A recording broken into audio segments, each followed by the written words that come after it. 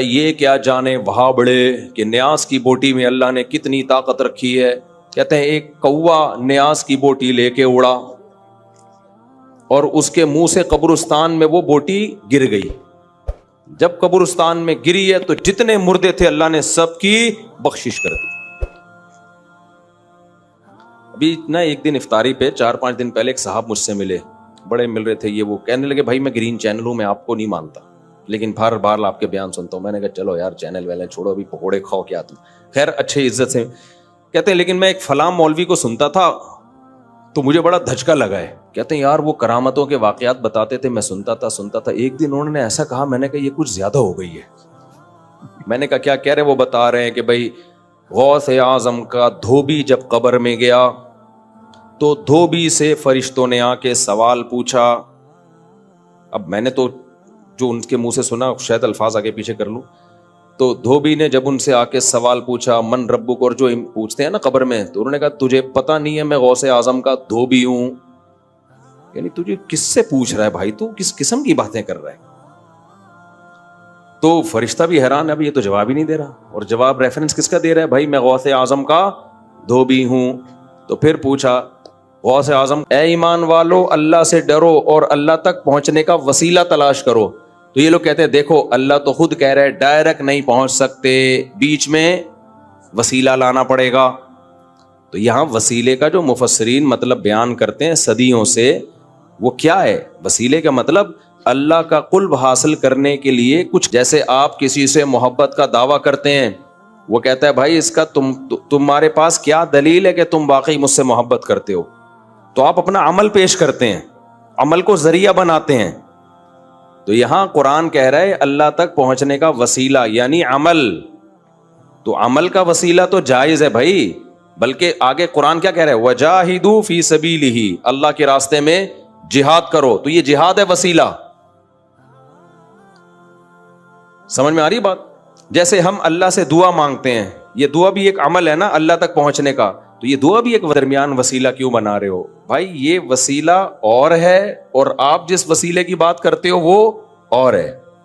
دعا تو ڈائریکٹ آپ کو اللہ تک پہنچا دیتی ہے, اس میں کسی اور چیز کا وسیلہ نہیں ہوتا, اس لیے دعا کو وسیلہ کہا گیا ہے. تو اعمال آپ کو ڈائریکٹ اللہ تک پہنچا دیتے ہیں, نماز آپ کو ڈائریکٹ اللہ تک پہنچاتی ہے, جہاد آپ کو ڈائریکٹ اللہ تک پہنچاتا ہے, تہجد آپ کو ڈائریکٹ اللہ تک. تو یہ جو قرآن میں ہے نا اللہ کی طرف وسیلہ تلاش کرو, اس سے مراد ہے نیک عمل کرو. سمجھتے ہو کہ نہیں سمجھتے؟ جس کے مزاج میں شرک ہوگا اس کو صرف اللہ کا نعرہ پسند نہیں ہوگا. صرف یا اللہ مدد کہیں لکھا ہوا ہو نا, اس کو ایک دم کہے وہابڑا. کیا ہے وہابڑے کہیں کے, یہ تو نبی کا تذکرہ ہی نہیں کرتے. اور بھائی کس نے کہا ہم نبی کا تذکرہ نہیں کرتے؟ ہم نبی کا تذکرہ کرتے ہیں اس طرح سے جس طرح نبی نے حکم دیا. وہ کیسے حکم دیا؟ تو نبی کا تذکرہ کیسے کرنا ہے؟ نبی پر درود بھیج کے, نبی سے مانگ کے تھوڑی کرنا ہے.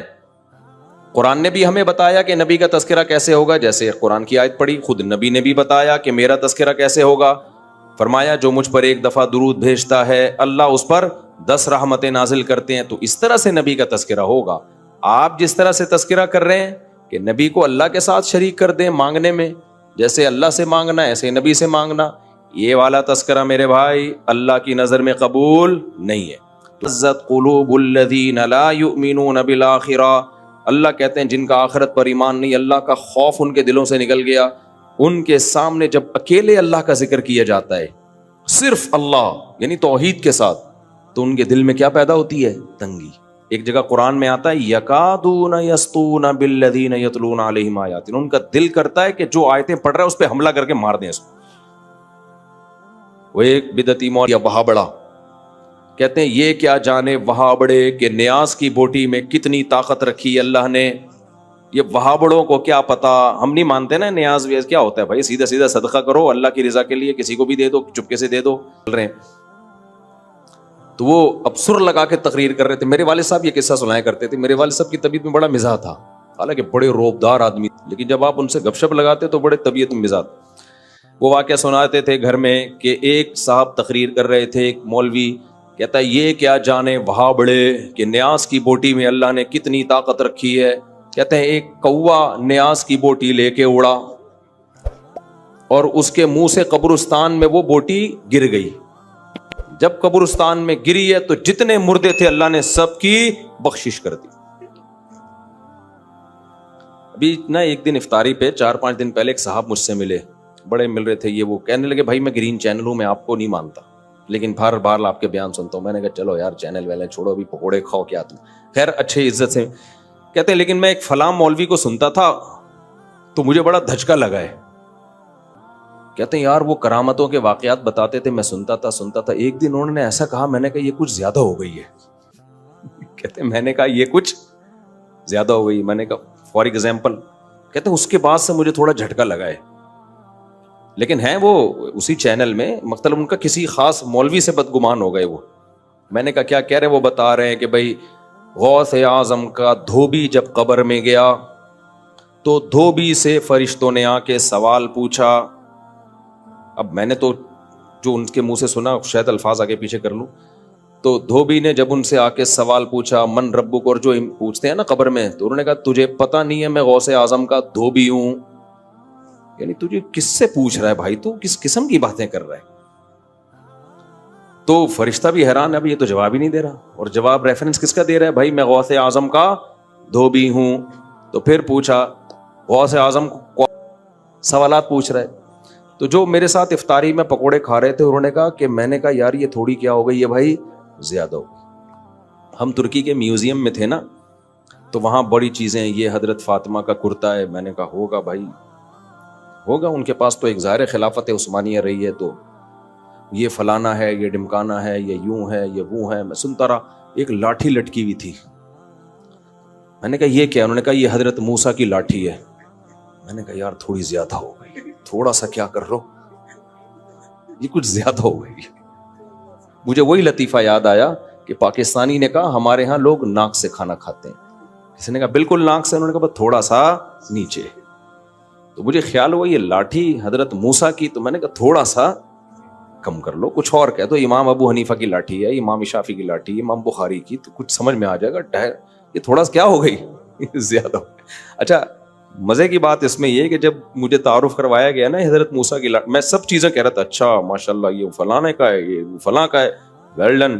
جب انہوں نے کہا نا حضرت موسیٰ کی لاٹھی ہے, تو میں نے جس اسٹائل سے کہا نا یہ تھوڑی زیادہ نہیں ہو گئی, تو وہ جو میرے ساتھ بندہ تھا نا وہ زور سے کہگا لگا کے ہنسا ہے.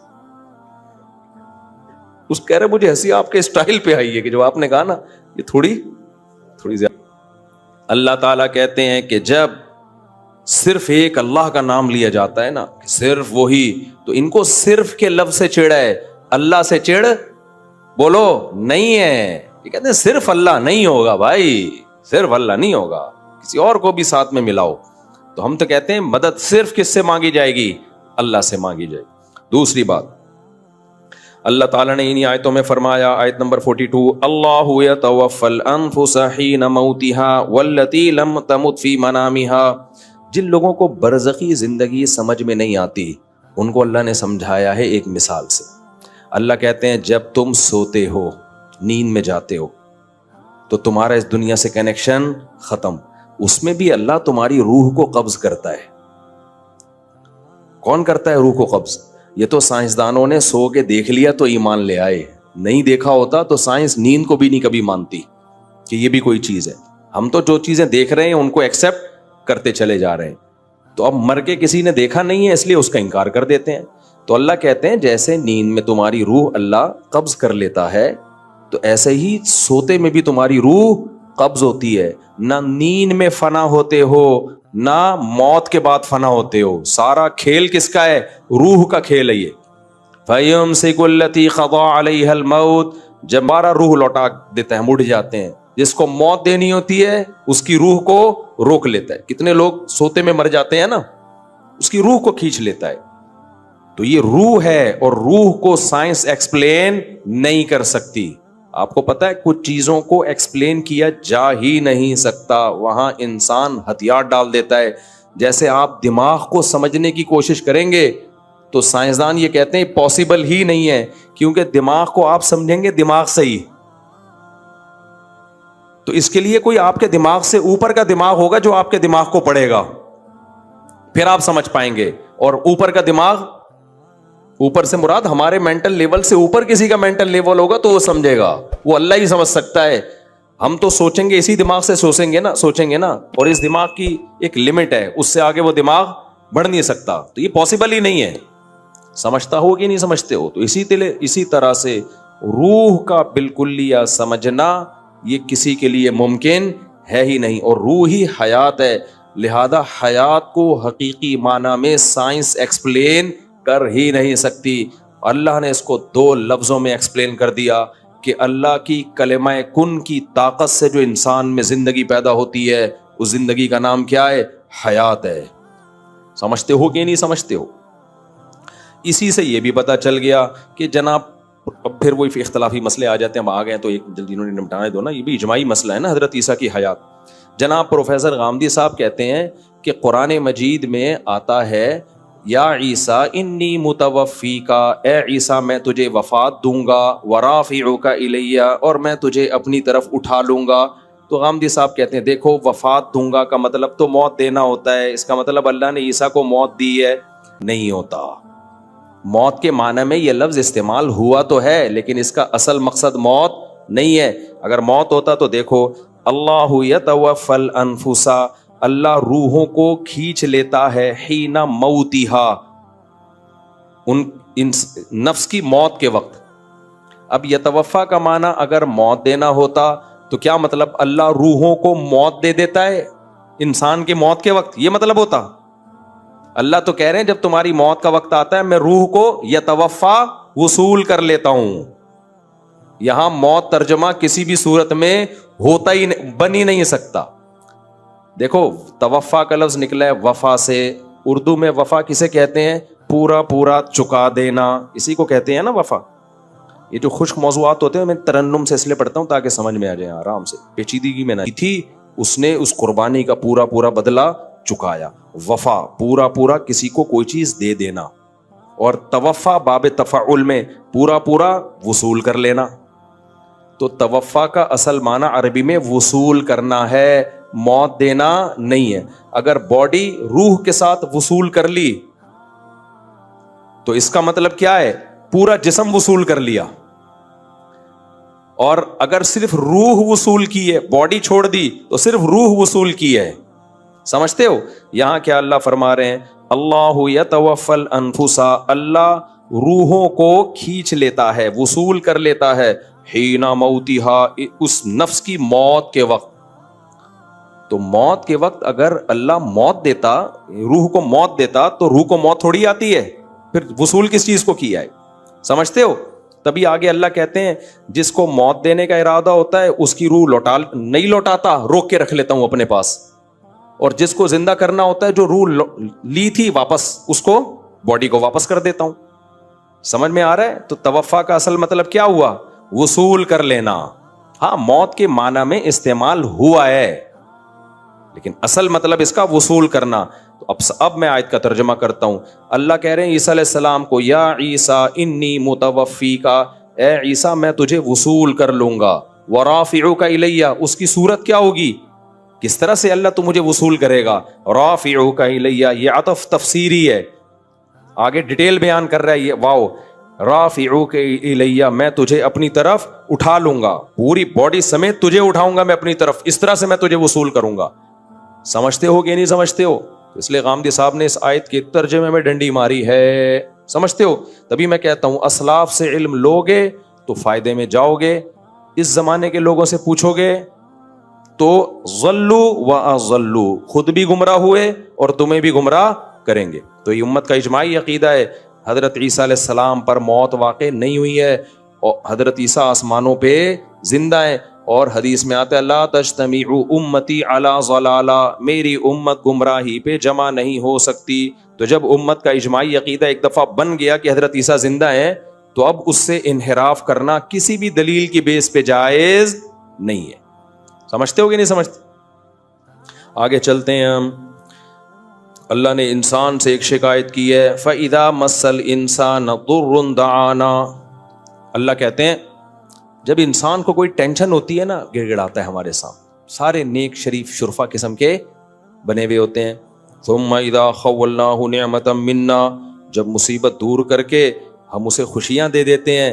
قال انما اوتیتہ علی علم عندی, ایکچولی میرے پاس ایک نالج ہے, میں نے اس کی ایک تدبیر اختیار کی ہے, اس کی وجہ سے مجھے یہ نعمت ملی ہے. اللہ کہاں بھائی, اللہ کا اس میں کیا لینا دینا ہے؟ میں کیوں نماز روزہ شروع کر دوں, داڑھی رکھ لوں, میں عورت ہوں تو پردہ کر لوں؟ ٹینشن تھی. ابے تو پھر اس ٹینشن میں کیوں اتنا پریشان تھا؟ یار اللہ سے دعا مانگو, یار کوئی وظیفہ بتا دو, ہے بھائی؟ بول دیتا یار یہ تو ٹینشن آئی ہے تو مجھے اللہ سے مانگنے کی بالکل بھی ضرورت نہیں ہے.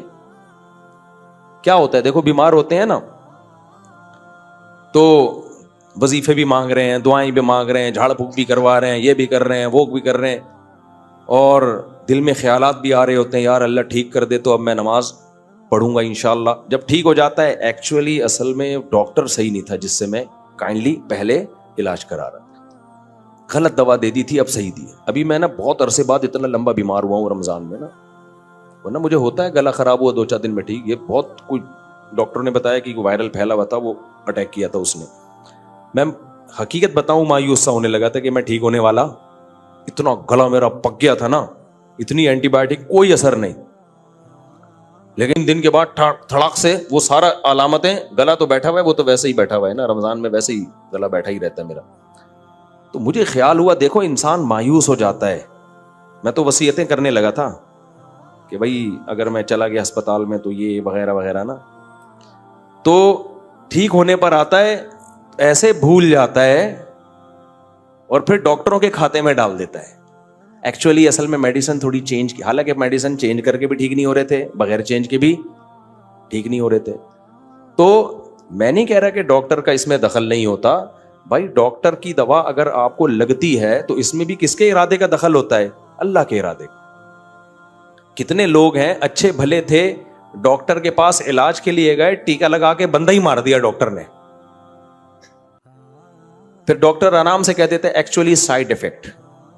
ایکچولی اصل میں تو وہ 100 میں 1 کو سائیڈ افیکٹ ہو جاتا ہے, اس کا ری ایکشن ہوتا ہے, تو یہ اس کا یہ انجیکشن نے ری ایکٹ کر دیا. اصل میں بھائی کچھ بھی کیا, موت زندگی کس کے ہاتھ میں ہے؟ اللہ کے. تبھی تو ابراہیم علیہ السلام نے فرمایا وَإِذَا مَرِضْتُ فَهُوَ يَشْفِينِ, میں جب بیمار ہوتا ہوں تو مجھے شفا کون دیتا ہے؟ اللہ. تو بھائی ہم ملحد نہیں ہیں, ہم مادہ پرست نہیں ہیں کہ ہر چیز اسباب کے خبر. اسباب میں جان ڈالنا بھی اللہ کا کام, اسباب سے جان نکالنا بھی کس کا کام؟ اللہ کا کام. تو اللہ کہتے ہیں انسانوں میں بہت سے ایسے ہیں ٹینشنوں میں آتے ہیں, او ہو بھائی اللہ اللہ ہی لگا ہوا ہے. جب ٹھیک ہو گئے تو پھر یہ پہلے تو دعا مانگ رہے ہوتے ہیں, اللہ نے کی, اللہ تو ٹھیک کر دے, اللہ تو ٹھیک کر دے. جب ٹھیک ہو گیا تو پھر یہ نہیں کہہ رہے اللہ نے ٹھیک کیا, کہہ رہے ہیں وہ اصل میں نے وہ دماغ اپنا استعمال کیا. تیرے بھائی کے پاس دماغ تو تجھے پتا ہے بہترین دماغ, تیرے بھائی کے پاس تجھے پتا ہے دماغ کیا ہے, بہترین دماغ ہے, اور پھر قابلیت بھی ہے. جیسے غربت میں جب غریب تھے تو پیسہ نہیں تھا, رو رہے تھے, دعائیں مانگ رہے تھے, پیسہ آ گیا. مائنڈ ہے یار, مائنڈ ہے. یہ جو لوگ غریب ہیں نا یہ اپنی نااہلی سے غریب ہیں. ان لوگوں کے پاس میرے جیسا دماغ ہوتا, میرے جیسی صلاحیت ہوتی, نوٹ چھاپنے کی مشینیں بنتے. یہ کمبختوں کو پیسہ کمانا آتا ہی نہیں ہے, پوچھتے بھی نہیں ہے, مجھ سے مشورہ بھی نہیں لیتے. ابے جب تیرے پاس پیسہ نہیں تھا, غریب تھا, تو اللہ کے سامنے کیوں رو رہا تھا؟ میں دوبارہ کیا بن جاؤں گا؟ دولت مند. تو پہلے مایوس ہو جاتا ہے. تو اللہ نے ہمیں بتایا کہ ٹینشن میں مایوس مت ہونا. جب ٹینشن ہے وہ بھی اللہ نے دی, ٹینشن دور بھی کون کرے گا؟ اللہ کرے گا. تو پریشانیوں میں مایوس نہیں ہونا, خوشیوں میں اترانا نہیں ہے. سمجھتے ہو؟ یہ اس آیت کا حاصل ہے.